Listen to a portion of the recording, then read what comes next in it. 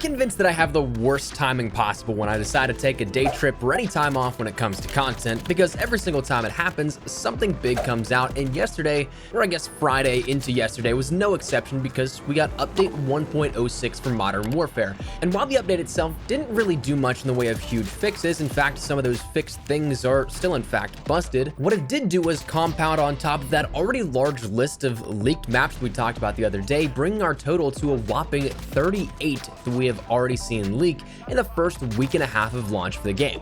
So today we're going to break down that mini update, the maps, and all things leaked, and talk about a potential timetable that we may see in relation to this game and the content at hand coming up.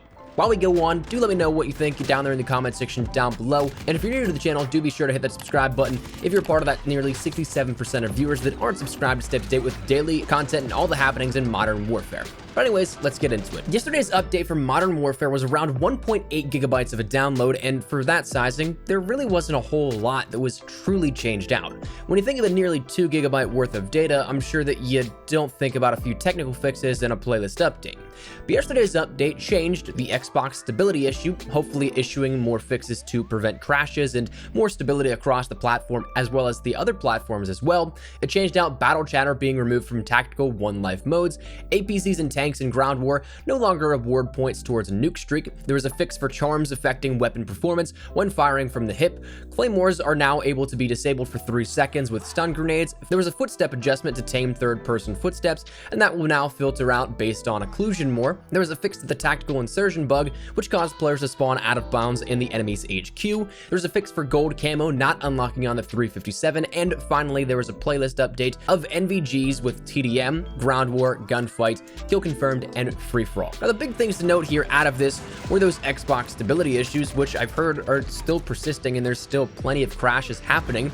APCs and tanks apparently were fixed out in ground war, but they can still get nuke streaks if specialist is the preferred kill streak mechanism. So sure, they won't be able to call in their regular kill streaks with the exploit, but they can still do so with specialists, and that shouldn't be happening. Charms no longer affect hip fire, which is of course good. Not sure why that happened to begin with. That's an odd bug to have. But then footstep audio also was adjusted. So a handful of good things that of course were fixed out, maybe not exactly what you were anticipating, and of course with some things still being broken, it might not be exactly what you'd hoped for. And of course, with things still broken outside of what was touched on here in this update and more to be tackled, we can likely expect an update for more things. My guess is this upcoming week at some point. It's launch, we're not going to have delayed time and downtime between updates like we would later on in the year with, say, new updates being the start of new seasons. Things are being approached as prioritized, with fixes for everything constantly in the works. I'd imagine this upcoming week is when we see more fixes for things being released, but in the meantime, Joe Secott took to Twitter to address the following features coming towards the next update. We're going to see more restricted player callout logic, so goodbye to those over there callouts that don't help literally anybody. Preventative measures for enemies to hear said callouts, so we won't be seeing players turn on a dime and having some epic turn-on maneuvers for having your position given away by your operator calling out. We're going to see some fixes to the challenge system. We'll have some weapon tuning. Here's to hoping the 725, M4, and PKM were among that group of weapons tuned, and also some spawn logic updates. That's the updates and the technical things at face value. The rest of what we'll talk about in this video is leaked content and items in the recent update found within the PC files. And a fair warning, I cannot include the accompanying imagery of the files in this video, so I'll drop a link to the thread on Reddit where you guys can see where it's first data mined for yourself and check it out. But on the PC files we saw in the newest data dump, the files for 38 maps coming to Modern Warfare. Reddit user Senescalo ended up finding in the game files the 2v2 maps of Cage, Cargo, Hook, Exclusion Zone, which by the image appears to be an abandoned field just outside of Pripyat, Ukraine, giving off some definitive all gillied up vibes of the classics, and Shoot House, which seems to be an obstacle training course of some sorts. Then we end up seeing that 6v6 and 10v10 include a Nia TAC, which may be a more walled off version of a Nia that we knew of, making it compatible with 6v6 and 10v10. It was removed because it played so poorly at 10v10, because if you know it or not, that was a 20v20 map built for the reveal.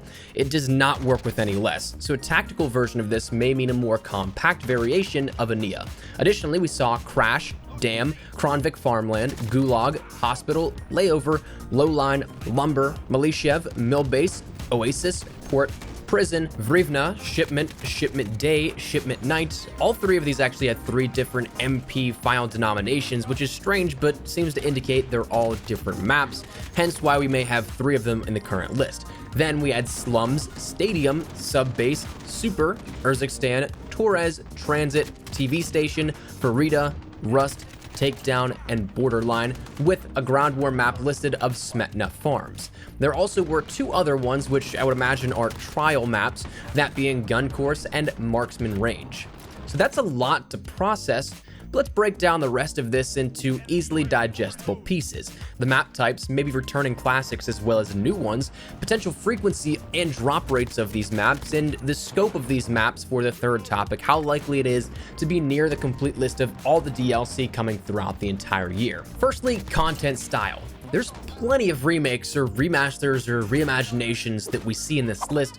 We don't know exactly how they'll look, but they share identical names as prior Call of Duty maps, which perhaps is a good and bad thing depending on who you ask and how they see it personally. But in my case, I see this as an absolute win, because if we can get these revisitations and the classics back and not take away from any of the development of the new experiences, well, then I see nothing wrong with that. What I had an issue with in the past with, say, Black Ops 4 is that the remasters that they had of these maps cut into the development of the newer experiences on offer throughout the year. If we can still get the on-par minimum of 12 new maps, or hell, even better, that old minimum of 16 new maps like we've seen in years past DLC offerings, plus a ton of classics revisited, that's entirely cool with me. That's cool with me if it's additional content, but not content in place of new ideas and new DLC, new locations and new experiences.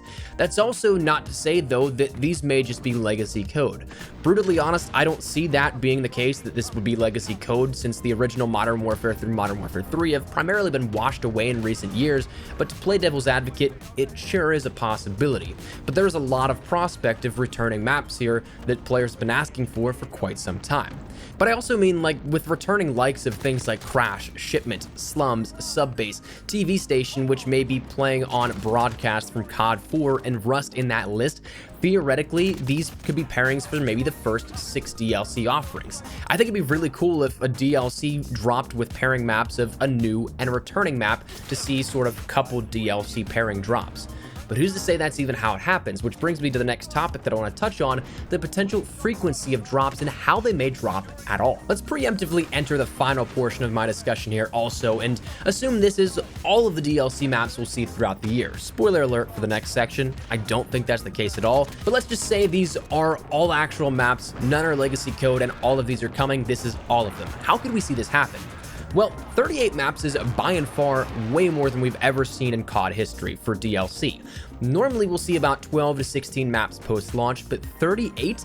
That's way more. If Modern Warfare wishes to exceed the regular drop rates and compound on that system that Black Ops 4 kind of dipped its toes into last year of more frequent drops, theoretically, just based off the numbers that we see of 38 maps, we could see a map drop every 9 days. And that's basing it off of, again, the 38 maps with a 52-week year.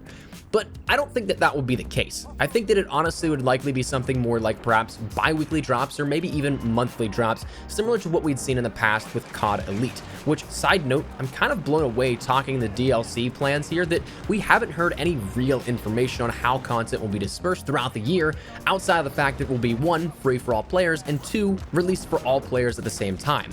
But if that's the case, bi-weekly drops could include 2 to 3 maps across the varying modes. Perhaps one drop is 1 2v2 map, 1 6v6/10v10, 1 ground war map.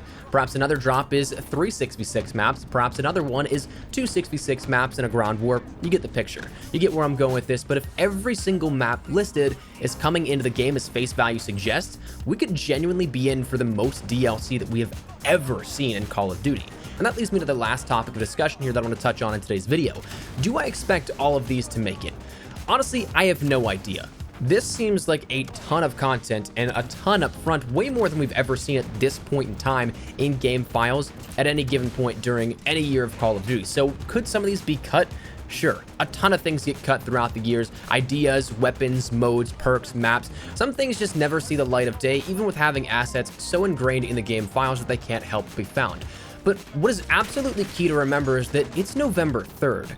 The game hasn't even been out for 2 weeks even, and if you think that they're done planning and conceptualizing, making new maps, modes, weapons, and other items, that everything for the next year is already in the game files right now, you'd be far from correct. Having talked with developers previously, they're normally about 2 months out from the current day with their work, meaning that at this point, they're probably well past the work of Season 1, maybe working on Season 2, and depending on how they structure seasons, maybe they're getting ready to work on some of the content for Season 3 right now. But they are in no way at the end game of content where we'll see it in, say, July or August of next year. So that means that there is bound to be plenty more DLC to get added into the game files over the coming months, and that may mean that the number of what we see in terms of DLC only compounds and only grows from here, which has me incredibly excited. So how many of these 38 maps listed in the game files actually make it to the game?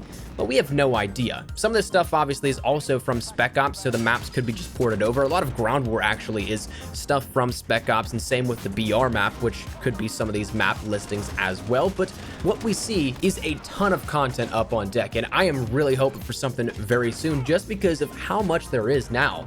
I mean, unless each content drop is like 10 maps large, I feel like we're right on the cusp of our first DLC drop, which is crazy to consider, but may actually be a real possibility. So that said, that's where we're going to wrap it up. Just want to keep you guys in the loop and let you know about these 38 maps that leaked here within Modern Warfare. So let me know your thoughts in the comment section down below. Is there anything in particular that you guys are looking forward to here out of this? How do you think the DLC will drop this year? Is there anything you'd like to add to the discussion? Whatever it is, feel free to let me know your thoughts. But hopefully you enjoyed the video. If you did, make sure you drop a like down below. And of course, if you are new to the channel, make sure you guys subscribe so you don't miss a single thing regarding all things Modern Warfare. You guys also want to follow me over on Twitter and Instagram. Those are the best places to get connected outside of YouTube. I can live on both those. If you guys want to strike up a conversation, ask me a question, whatever it may be, that link is down there in the description below. That said, thanks so much for watching. My name is Espresso. I'll see you guys later. Take care and peace.